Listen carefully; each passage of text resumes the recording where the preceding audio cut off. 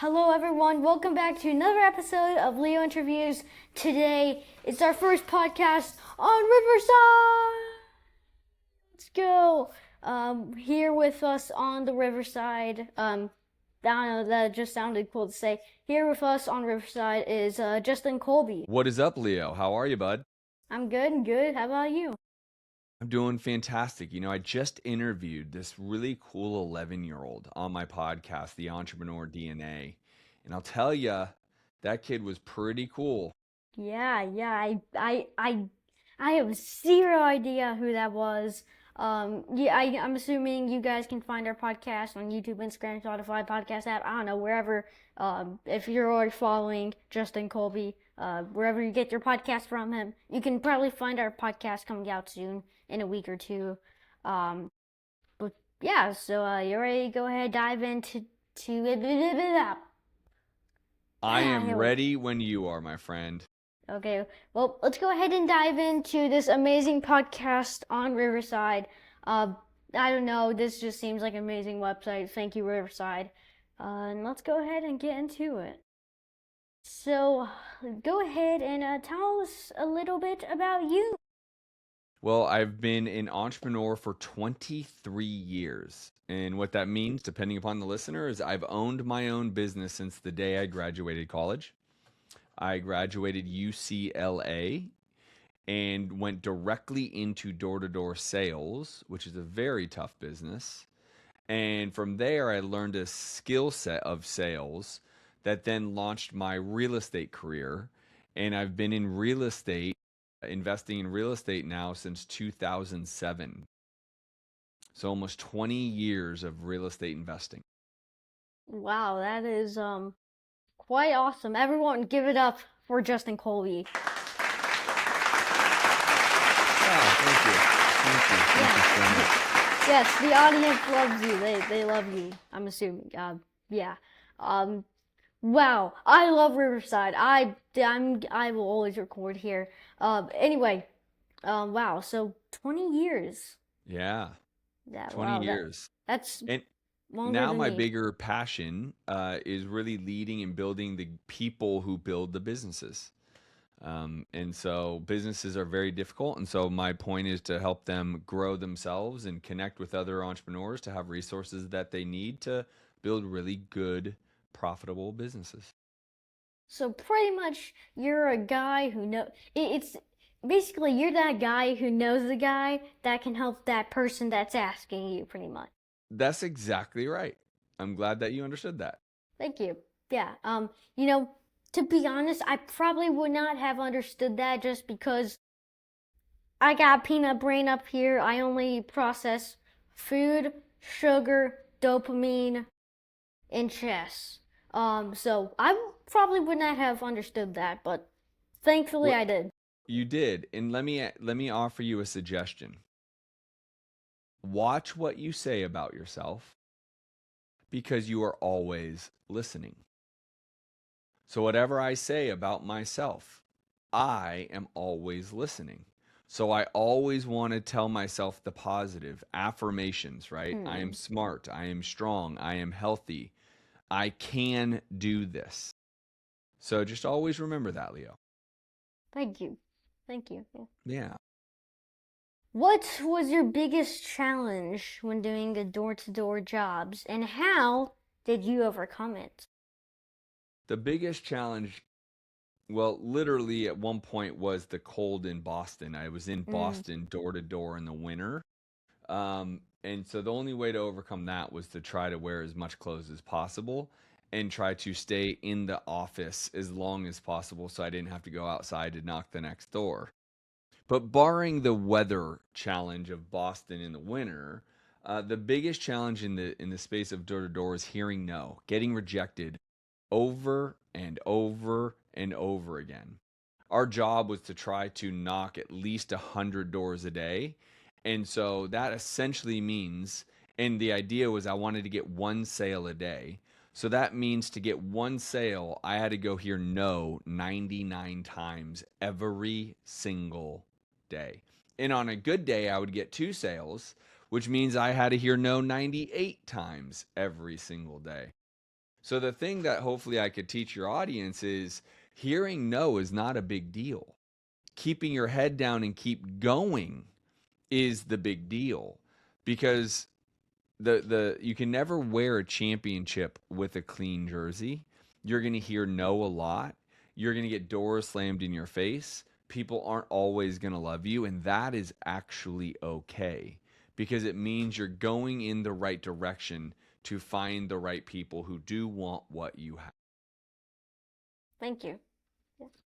That wait, what? Wait, sorry. No, sorry. I was absorbing this, and then for some reason my bread's I just said thank you for some reason. I am so sorry. No I don't reason to know. say sorry. I You because did I was nothing wrong. absorbing this, and it just I don't know. I sometimes the random things happen. I can't really explain it. Yeah. Well, you're all good. Listen, Thank you. at your age, I couldn't have done one single podcast, and you've been able to do 140 something episodes of a podcast. You are just fine by me, my friend. Thank you. Thank you. But hey, I feel like we gotta celebrate that we're officially halfway there to 300 subscribers. Yeah. That's awesome. So I cool. love Riverside. I am never gonna give this up. I mean, I'm just happy, really. Um, Thank you so much for subscribing wherever you're seeing this. If you're watching this or listening to this on Spotify, go subscribe to us on YouTube. And then if you're on YouTube, go listen to us on Spotify. That's right. Yeah, Do it. yeah, because more clicks means closer to monetizing my YouTube channel. That's right. Yeah. What is the biggest piece of financial advice that you could give to someone? So, at this phase of my life, I think the best thing people can try to figure out is how can I make my money work harder than I work?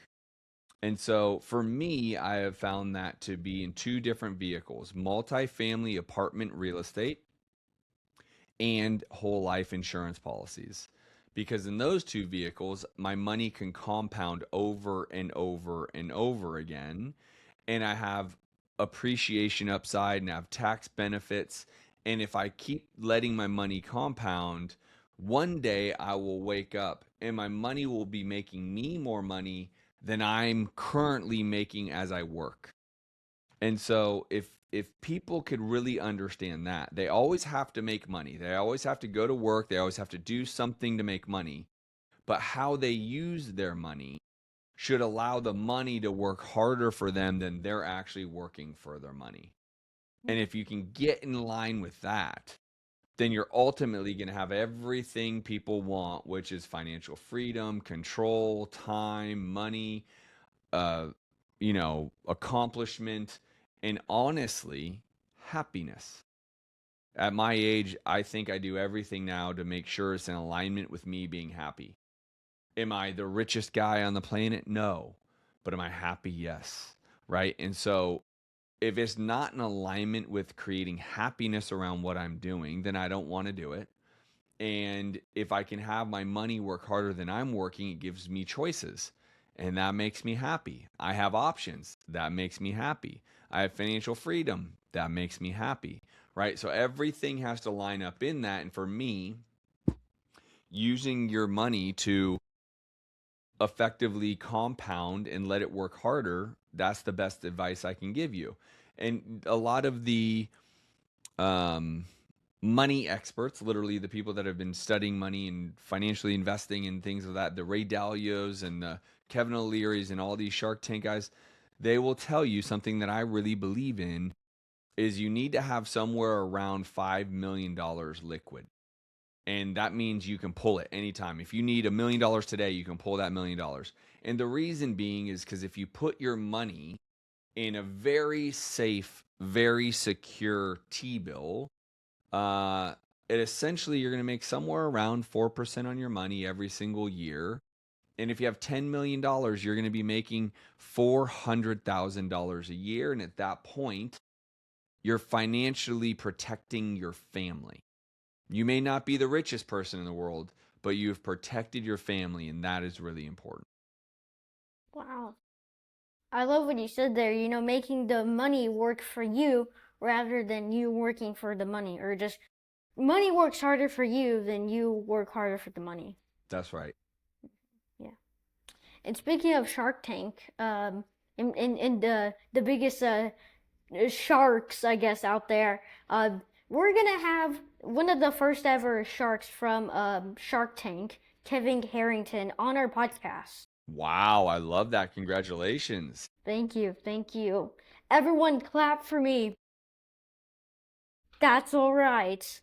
Oh, thank you, thank you. Yeah, I don't know why they clap. They should clap for me.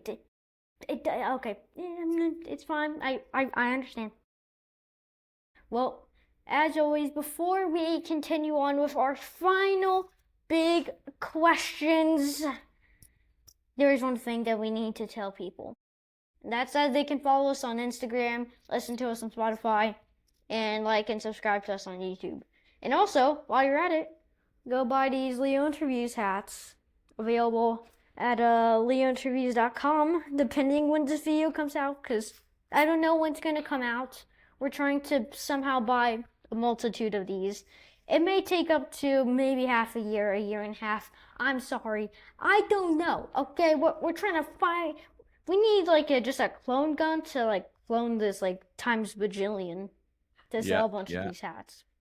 But I love as that. always, now's a good time to mention that you guys should go ahead and visit leointerviewsacademy.com. Now, what is the Leo Interviews Academy?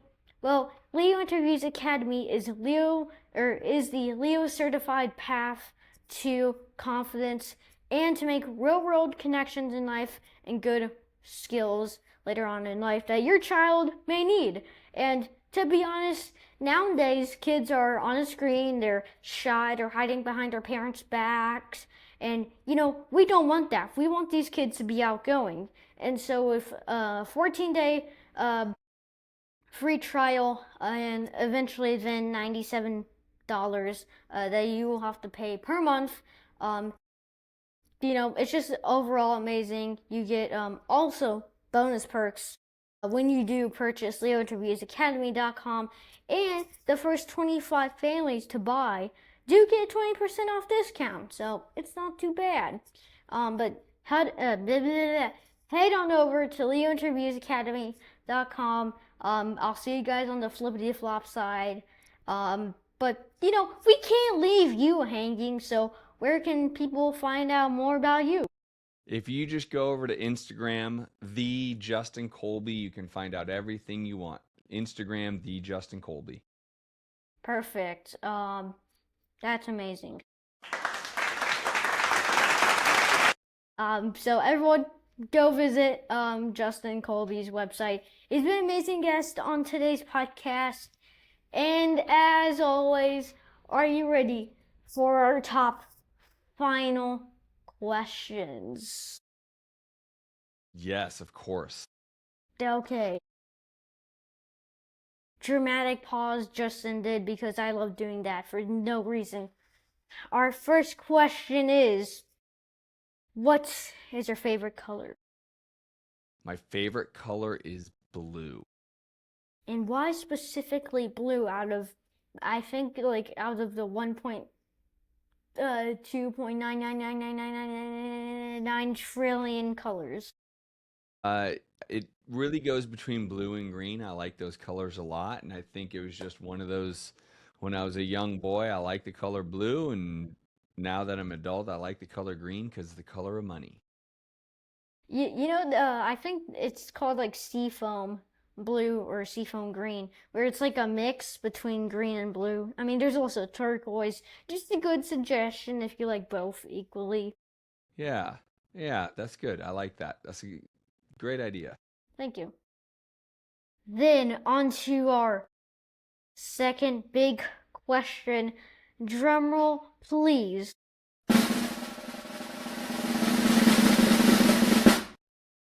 What is your favorite type of food? Ooh, that is really good. You did ask me that, so That I was got to good. return the favor. And I love food just like you love food. And if I had to say what would I want to eat every day, I think it would be I love pizza. Yes, I love pizza. Sushi's my number one favorite. Pizza I would put at my second favorite. Then we have pizza rolls at number three. Basically everything that includes carbs goes at number four. There you That go. that Yeah, that I that. love Chinese food, by the way. I don't know if you love Chinese food. I love Ooh. steak. I could eat steak all day, every day. I could eat cheeseburgers all the time. Stop! You're making me hungry. Yeah. Um, I gotta be honest. I love ramen. I, Ramen's I, great. I, Ramen's I great. sorry.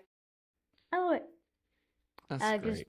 yeah. I mean, if you're like allergic to like ramen juice or whatever, I feel terribly sorry for you. Yeah, Because ramen's amazing. I mean, everyone loves it. I agree. I love it myself. Thank you. Wait, why do I keep saying thank you? I don't You're all know. good.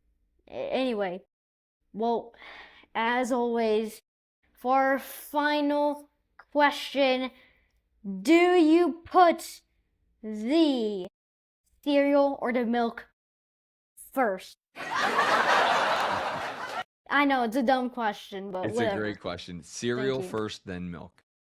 They, listen, I'm sorry, but I just have a problem with people who put the milk first. A better strategy I heard is you take a bag of cereal and you pour like the milk carton, you pour the milk into the box of cereal and then you shake it up. And then if you're on the go, you just eat the cereal that's already soggy.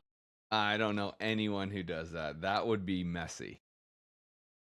I mean, no dishes though, so that is a good, No dishes. You do not have to clean your dishes. That is correct. yeah. Well, as always, before we come to closing of today's podcast, hit the like button, smash subscribe. As always, it was nice chatting with you. Nice chatting with you, Leo, and thank you so much. It's been an honor to have to be on your podcast. Of course. Well, until next time, guys. Peace. Peace.